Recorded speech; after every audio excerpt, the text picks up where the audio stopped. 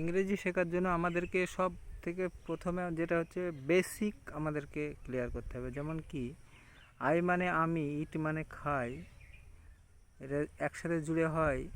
যদি বলি I eat আমি খাই, ইউ ইট তুমি খাও, হি ইটস সে খায়, দে ইট তারা খায়, ইট ইটস এটা খায়, তারপরে ধরুন উই ইট আমরা খাই। এই সমস্ত ছোট ছোট বিষয়। ঠিক তেমনভাবে যদি আরও বাক্য রচনা করি, আই প্লে আমি খেলি, তুমি খেলো ইংরেজি কি ইউ প্লে, তারা খেলে দে প্লে, সে খেলে হি প্লে অথবা সি প্লে। মেয়েদের ক্ষেত্রে আমরা সি কথাটা ব্যবহার করব, আর ছেলেদের ক্ষেত্রে হি কথাটা ব্যবহার করব।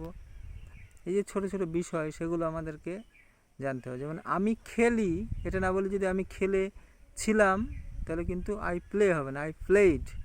আমি যদি বলি আবার আমি খেলবো, তাহলে কি হবে, আই শ্যাল প্লে। বলো তুমি খেলবে, তাহলে ইউ উইল প্লে। এগুলো যে ছোটো ছোটো বিষয়।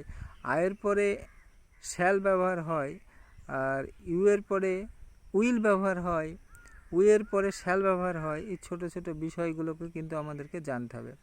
আরও কতগুলি বিষয় আছে, যেগুলো ধরুন আমি বললাম যে আমি দেখি, তাহলে আই সি। আমি দেখেছিলাম, আই স। আমি দেখব, আই শ্যাল সি। এগুলোই হচ্ছে বেসিক। এই ছোটো ছোটো বেসিকগুলো কীভাবে হচ্ছে, কোথায় সাবজেক্ট কোনটা, প্রেডিকেট কোনটা, এগুলোকে আমাদের কিন্তু জানতে হবে। তবেই আমরা ইংরেজিতে আস্তে আস্তে একটু শক্তিশালী হব।